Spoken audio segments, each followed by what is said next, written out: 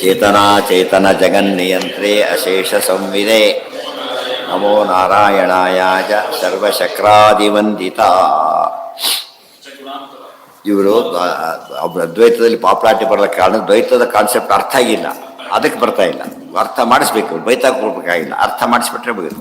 ಅದೇ ಕೆಲಸದಲ್ಲಿ ಹಿಂದೆ ಮಾಡ್ತಾ ಬಂದಿರೋ ತಿಳ್ಕೊಂಬಂಡಿತಾಚಾರ ಅಂತಾರೆ. ಅರ್ಥ ಆಯ್ತು ಅವರಿಗೆ, ಅವರು ಈ ಕಡೆ ಬಂದ್ಬಿಟ್ರು ಅಷ್ಟೇ.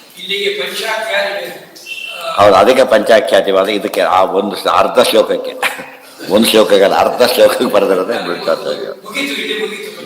ಅಂದರೆ ಟೀಕಾರ ಬರೆದಾಗ ಶುರುವಾದಾಗ ಚೇಂಜ್ ಆದಾಗ 20 ವರ್ಷ ಅವರಿಗೆ, ಆಮೇಲೆ ಇದ್ದಿದ್ದು ಒಟ್ಟೆ 50 ವರ್ಷ, ಗೊತ್ತಾಯ್ತಾ? ಆಮೇಲೆ ಅಷ್ಟು ಗ್ರಂಥ ಓದುವಾಗ ಎಷ್ಟು ಟೈಮ್ ಬೇಕು ಅಷ್ಟು ಗ್ರಂಥ.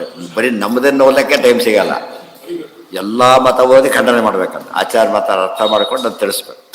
ಇದೇ ಬಿರಕಲ್, ಅಷ್ಟಕ್ಕೆ ಬಿರಕಲ್ ಆಗ್ತಾರೆ. ದೊಡ್ಡ ಬೇರೆ ಪವಾಡಗಳೇ ಬೇಕಿಲ್ಲ. ಈಗ ಪರಮಾತ್ಮನ ಬಗ್ಗೆ ಮತ್ತೆ ಅನೇಕ ಪ್ರಶ್ನೆಗಳು ಬಂದು ಏನಂತ ಪ್ರಶ್ನೆ ಬಂತೀಗ? ನಚ ಎಲ್ಲಿದೆ ಅದು? ಅಂಶದ ಬಗ್ಗೆ ಆಯಿತು. ನಚ ಗುಣಾಂತರ ಸಂಧಾನಸ್ಯ ಕ್ವಚಿತ್ ದರ್ಶನ ಮಾತ್ರೇಣ ಸಮಾಧಿಕ ಅಂಗದೇವತಾಂತರ ಗುಣಾ ಅಪಿ ಅಂಗದೇವತಾಂತರೇ ಉಪಸಂಹರ್ತವ್ಯಾ ನಾನಾ ಗುಣತ್ವೇನ ತೇಷಾಂ ಶ್ರುತಿಷು ದೃಷ್ಟೇಃ ಅನಿಷಿದ್ಧ ಗುಣಾನಾಂ ವಾಕ್ಯಾನ್ವಯ ನ್ಯಾಯೇನ ಉಪಸಂಹಾರ ನ ಶಾಖಾಸು ಇತ್ಯಾದಿ ವಿಶೇಷಃ ಉತ್ತಮೇಷು ಅಧಮಗುಣಾಪೇಕ್ಷೆಯ ಮಂತ್ರಾದಿವತ್ ವಾ ಇತಿ. ನಚ ಗುಣಾಂತರ ಸಾಧನಸ್ಯ ಕ್ವಚಿತ್ ದರ್ಶನ ಮಾತ್ರೇಣ ಸಮಾಧಿಕ ಅಂಗದೇವತಾಂತರ ಗುಣಾ ಅಪಿ ಅಂಗದೇವತಾಂತರೇ ಉಪಸಂಹರ್ತವ್ಯಾ ತಾನ್ ನಾನಾ ಗುಣತ್ವೇನ ತೇಷಾಂ ಶ್ರುತಿಷು ದೃಷ್ಟೇಃ. ಅದಕ್ಕೆ ಒಂದು ಗುಣ ಇದೆ, ಆ ಗುಣಗಳು ಇವೆ. ನಚ ಗುಣಾಂತರ ಸಂಧಾನಸ್ಯ, ಒಂದು ಗುಣ ಇನ್ನೊಂದು ಗುಣಾಂತರ ಅಂದರೆ ಇನ್ನೊಂದು ಗುಣಾಂತರ. ಅದನ್ನು ಅನುಸಂಧಾನ ಮಾಡಕ್ಕೆ ಹೊರಟಾಗ ಕ್ವಚಿತ್ ದರ್ಶನ ಮಾತ್ರೇಣ ಸಮಾಧಿಕ ಅಂಗದೇವತಾಂತರ ಗುಣ ಅಪಿ ಅಂಗದೇವತಾಂತರೇ ಉಪಸಂಹರ್ತವ್ಯ. ಇಬ್ಬರು ಡೈರೆಕ್ಟರ್ ಎಷ್ಟೋ ಕಂಪ್ನಿಗಿದ್ದಾರೆ. ಸೊ ಡೈರೆಕ್ಟರ್ ಎಷ್ಟು ಜನ ಇದ್ದರೂ ಏನು ಪ್ರಾಬ್ಲಮ್ ಇಲ್ಲ, ಅದಕ್ಕೆ ಚೀಫ್ ಅವನೊಬ್ಬನೇ ಇರ್ತಾನೆ. ಸೊ ಇವನ ಗುಣಗಳು ಅವನು ಡೈರೆಕ್ಟರ್ ಅಂದ್ರೆ ಅರ್ಥ ಆಗುತ್ತೆ ಇಲ್ಲ ನಮಗೀಗ, ಅವನು ರೋಲ್ ಅರ್ಥ ಆಗುತ್ತಾ ಇಲ್ಲೋ, ಚೀಫ್ ಅಂದ್ರೆ ಅರ್ಥ ಆಗುತ್ತಾ ಇಲ್ಲವೋ. ಇದೇ ರೀತಿಯೇ ನಾನಾ ಗುಣತ್ವೇನ ತೇಷಾಂ ಶ್ರುತಿಷು ದೃಷ್ಟೇ. ದೇವತೆಗಳಿಗೆ ನಾನಾ ಗುಣಗಳಿವೆ. ಸೂರ್ಯನಿಗೊಂದು ಗುಣ ಇದೆ, ಚಂದ್ರನಿಗೊಂದು ಗುಣ ಇದೆ, ವರುಣನಿಗೊಂದು ಗುಣ ಇದೆ, ಅವರದೇ ಆದ ಯುನಿಕ್ ಗುಣಗಳಿವೆ. ಆದ್ದರಿಂದ ಅನಿಷಿದ್ಧ ಗುಣಾನ ವಾಕ್ಯಾನ್ವಯ ನ್ಯಾಯೇನ ಉಪಸಂಹಾರ ನ ಶಾಖಾಸು ಇತ್ಯಾದಿ ವಿಶೇಷತಃ. ಆದ್ದರಿಂದ ನಾವೇನು ದೊಡ್ಡ ವಿಚಾರ ಮಾಡಬೇಕಾಗಿಲ್ಲ. ನಿಷಿದ್ಧ ಗುಣಗಳನ್ನು ಅನುಸಂಧಾನ ಮಾಡೋಕ್ಕೆ ಬರೋದಿಲ್ಲ. ಆದರೆ ಅನಿಷಿದ್ಧ ಗುಣಗಳನ್ನು ಏನು ಮಾಡಬಹುದು? ಸಾಮಾನ್ಯವಾಗಿ ಇನ್ನೊಬ್ಬರನ್ನೇ ಅದು ಮಾಡಿ ಏನು ದೋಷ ಇಲ್ಲವೇ ಇಲ್ಲ. ಅಂದಮೇಲೆ ನ ಶಾಖಾಸು ಇತ್ಯಾದಿ ವಿಶೇಷ ಉತ್ತಮೇಶು ಅಧಮ ಗುಣಾಪೇಕ್ಷೆಯ ಮಂತ್ರಾದಿವದ್ಧೆ, ಅದಕ್ಕೆ ನಾವು ಒಪ್ಕೊಂಡಿದ್ದೇವೆ. ಆದರೆ ಉತ್ತಮರಲ್ಲಿ ಅಧಮರ ಗುಣಗಳಿರುತ್ತಾ? ಅಧಮರು ಅಂದರೆ ಕೆಟ್ಟವರು ಅಂತ ಅರ್ಥ ಅಲ್ಲ. ಒಬ್ಬ ಡೈರೆಕ್ಟರ್ ಇದೆ, ಅಸಿಸ್ಟೆಂಟ್ ಡೈರೆಕ್ಟರ್ ಇರ್ತಾರೆ. ಅಸಿಸ್ಟೆಂಟ್ ಡೈರೆಕ್ಟರ್ ಮಾಡೋ ಕೆಲಸ ಡೈರೆಕ್ಟರ್ ಮಾಡ್ಬೋದೋ ಇಲ್ವೋ? ಮಾಡ್ತಾರೆ. ಡೈರೆಕ್ಟರ್ ಮಾಡೋ ಕೆಲಸ ಮಾಡೋಕ್ಕೆ ಬರೋದಿಲ್ಲ. ಈ ರೀತಿ ಉಪಸಂಹಾರ ಮಾಡಿದ ಸಮಸ್ಯೆ ಇಲ್ಲ. ಗೊತ್ತಾಯ್ತು? ಗುಣಾಂತರ ಅಂತ ಹೇಳಿದರೆ ಸಮಾನರಲ್ಲಿ ಸಮಾನ ಗುಣಗಳು. ಇಂದ್ರ ಕಾಮರಿ ಇದ್ದಾರೆ, ಬ್ರಹ್ಮವಾಯುಗಳಿದ್ದಾರೆ, ಅದು ಸಮಸ್ಯೆ ಇಲ್ಲ. ಗೊತ್ತಾಯ್ತಾ? ಅಲ್ಲೂ ಪದ ಪ್ರಯುಕ್ತ ಇದ್ದಿದ್ದು, ಅದಕ್ಕೆ ಅದು ಮೈನರ್, ಅದು ನೆಗ್ಲಿಜಿಬಲ್. ಆದರೆ ಈಗ ರುದ್ರದೇವ ಗುಣಾನುಸಂಧಾನ ಮಾಡೋಕ್ಕೆ ಬರೋದು ಸಾಧ್ಯ ಇಲ್ಲ. ಆದರೆ ಇಂದ್ರದೇವರ ಗುಣಗಳೆಲ್ಲ ರುದ್ರದೇವರಲ್ಲಿದೆ, ಅದ್ರ ಮೇಲಿದ್ದಾರೋ. ಈಗ ಫಸ್ಟ್ ಕ್ಲಾಸ್ ಬಂದವನೇ ಸೆಕೆಂಡ್ ಕ್ಲಾಸಿನ ಗುಣಗಳೆಲ್ಲ ಇರಲೇಬೇಕು, ಬೇಡವಾ? ಅಷ್ಟೇ. ಆ ರೀತಿ ಮಾಡೋದು. ಅದು ಎಲ್ಲರಲ್ಲೂ ಕೂಡ ಸಮ ಮಾಡೋಕ್ಕೆ ಬರೋದಿಲ್ಲ.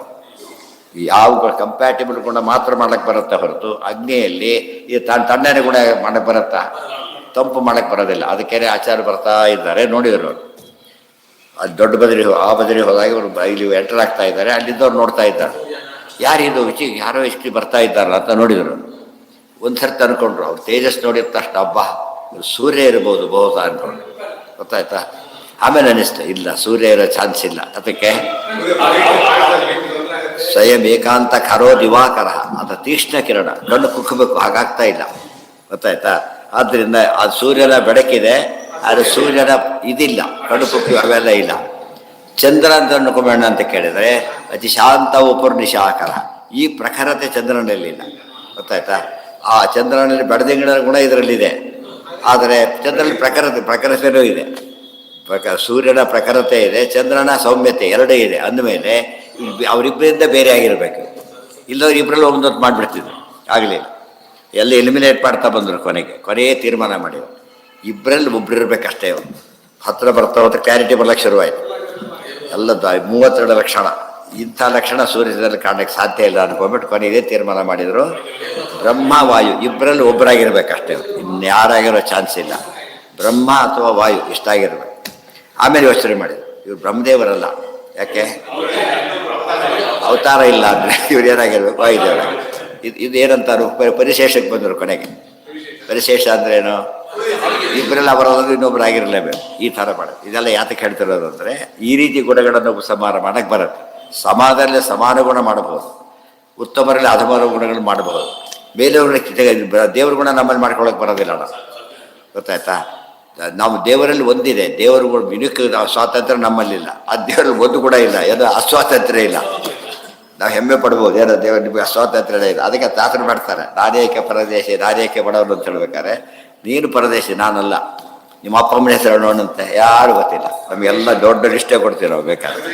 ಅದು ಎಷ್ಟೋ ಜನ ಲೆಕ್ಕ ಹಾಕಿಬಿಟ್ರೆ ದೊಡ್ಡ ಲಿಸ್ಟ್ ಅದ್ರ ನಾವೇ ಗ್ರೇಟ್ ಅಲ್ಲ. ಅದು ನ್ಯೂನತೆ. ಅದು ನ್ಯೂನತೆನ ನಾ ಅರ್ಥ ಮಾಡ್ಕೊಂಡಿಲ್ಲ ಅಂತ ದಾಸರು ಹೇಳ್ತಾರೆ. ನಾನೇಕ ಪರದೇಶಿ ನಾನೇಕ ಬಡವನು ಶ್ರೀನಿ ಸೇರಿ ನನಗೆ ನೀನಿರುವ ತನಕ. ಗೊತ್ತಾಯ್ತಾ? ನೀನೇ ಪರದೇಶಿ, ನೀನೇ ಇವನು ಅಂತ ಹೇಳಿ ಅದೆಲ್ಲ ಭಾಳ ತಮಾಷೆಯಲ್ಲಿ ಹೇಳೋ ತತ್ವ. ದೇವರಲ್ಲಿ ಎರಡು ಅಸ್ವಾತಂತ್ರ್ಯ ಇಲ್ಲ, ನಮಗಿದೆ, ವಿ ಆರ್ ಗ್ರೇಟ್. ಫೇಲ್ ಆದವನು ಪಾಸ್ ಆಗಿಲ್ಲ, ಆ ಗುಣ ನಿನ್ನಲ್ಲಿಲ್ಲ, ಫೇಲ್ ಆಗಿರ್ಬೇಕಿದ್ರೆ ಇಲ್ಲ ಅಂತ ಹೇಳಿದ್ರೆ ಗುಣನೋ ದೋಷನ? ಅದು ದೋಷ. ಅದು ಆ್ಯಕ್ಚುಲಿ ನೋಡೋರಿಗೆ ಗುಣ ಮಿಸ್ ಆಯ್ತಲ್ಲ, ದೋಷ ಇಲ್ಲ ಅಂತ ಅರ್ಥ, ಇನ್ನೇನಲ್ಲ.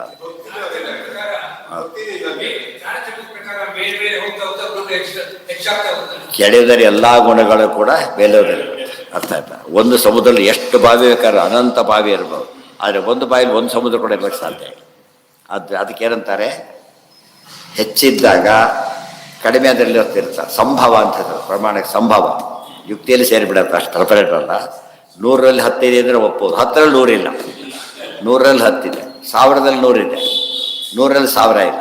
ದೇವರಲ್ಲಿ ಎಲ್ಲ ಇದೆ, ಆದರೆ ನಮ್ಮಲ್ಲಿ ದೇವರಿರೋದು ಯಾವುದೂ ಇಲ್ಲ, ಒಂದು ಗುಣ ಕೂಡ ಇಲ್ಲ.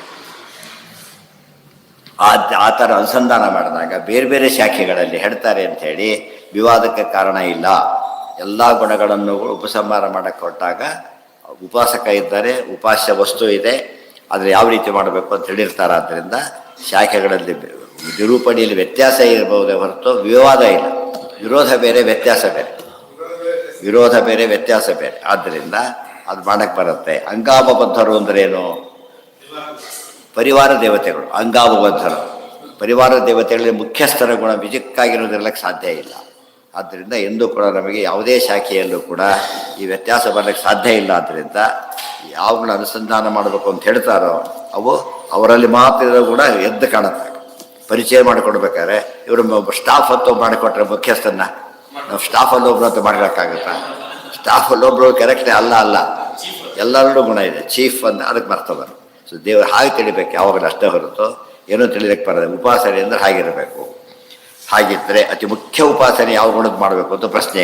ಅದಂಥ ಗುಣ ಅಂತ ನಮಗೆ ಹೇಳಕ್ಕೆ ಬರುತ್ತೆ ಹೊರತು ಅನುಭವ ಬರೋದಿಲ್ಲ. ಅದನ್ನು ನಮ್ಮಲ್ಲಿಲ್ಲ ಅಂತ ಗೊತ್ತಾಗಿದ್ದಕ್ಕೆ ಇದು ಅಲ್ಲ ಅಂತ ತಿಳ್ಕೊಬೇಕು, ಅಷ್ಟು ಬೇರೆ ಅಲ್ಲ. ಆದರೆ ಒಂದು ಗುಣ ಬಿಡಾಗಿಲ್ಲ, ಭೂಮಗುಣ ಅಂತ ಕರೀತಾರೆ. ಭೂಮಗುಣ ಅಂದ್ರೇನು? ಪೂರ್ಣ. ದೇವ್ರ ಬಗ್ಗೆ ಒಂದು ಮಾತ್ರ ಪೂರ್ಣ ಪೂರ್ಣ ಪೂರ್ಣ. ಅದಕ್ಕೆ ಯಾವಾಗಲೂ ತಿಳ್ಕೊಂಡ್ರು ಭೂಮ. ಅದಕ್ಕೆ ಮದುವೆಯಲ್ಲಿ ಭೂಮ ಬಡಿಸ್ತಾರೆ ಅಂತ ಹೇಳ್ತಾರಲ್ಲ, ಒಂದೆರಡು ಹಾಕಿಬಿಟ್ರೆ ಭೂಮ ಅಲ್ಲ. ಅದು ಅಷ್ಟು ಬಡಿಸಿರ್ಬೇಕು, ಅಷ್ಟು ಚೆಲ್ಲಿರಬೇಕು. ಆಗೋದೇನದು ಅದು ಭೂಮ. ಇದು ಗುರ್ತಿಲ್ಲಲ್ಲ, ಬಡಿಸಿದ ಗುರುತಿಸ್ಬೇಕು.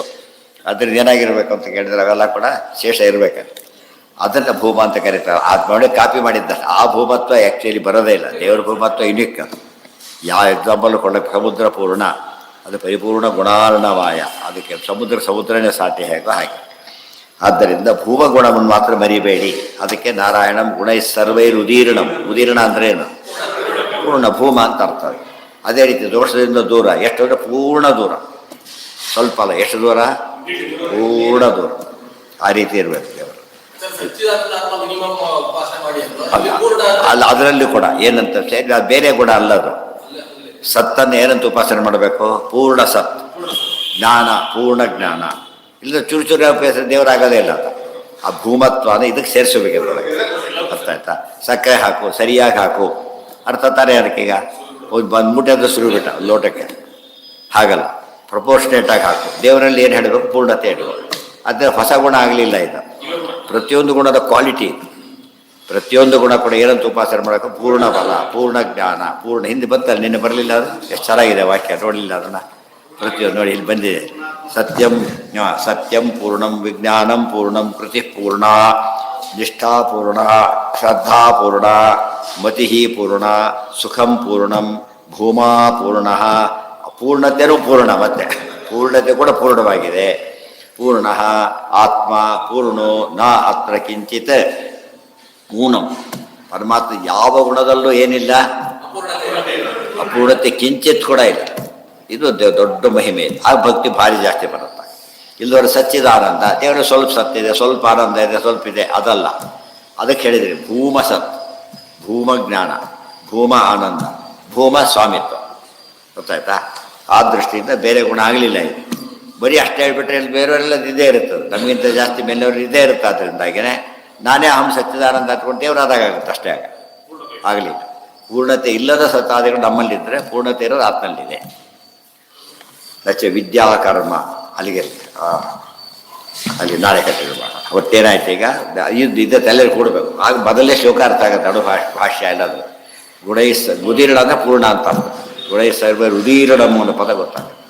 ಈ ಪದ ನಮಗೆ ತಿಳ್ಕೊಂಡು ಇದೇ ಮೇಲೆ ನಾವು ಯೋಗ್ಯತೆ ತಕ್ಕಂತೆ ಪೂರ್ಣತೆ ಮಾತ್ರ ಅವ್ರದ್ದು ಇದ್ದೇ ಇದೆ. ಈ ರೀತಿ ಕ್ಲಾರಿಫಿಕೇಶನ್ ಬರಬೇಕು. ತಿಳ್ಕೊಳ್ಳೋಕ್ಕೆ ಅಧ್ಯಯನ ಅಂತ ಕರೆಯೋದು. ಸ್ಟಡಿ ಅದು. ತಿಳ್ಕೊಳ್ಳೋದು ಬೇರೆ, ಸ್ಟಡಿ ಮಾಡೋದು. ಸ್ಟಡಿ ಅಂದರೆ ಏನು? ದೀಪ ಯಾವುದೇ ರೀತಿಯಲ್ಲೂ ಕೂಡ ಅದು ಸಮನ್ವಯ ಮಾಡೋಕ್ಕೆ ಬರಬೇಕು. ಅದು ಸ್ಟಡಿ ಅಂತ.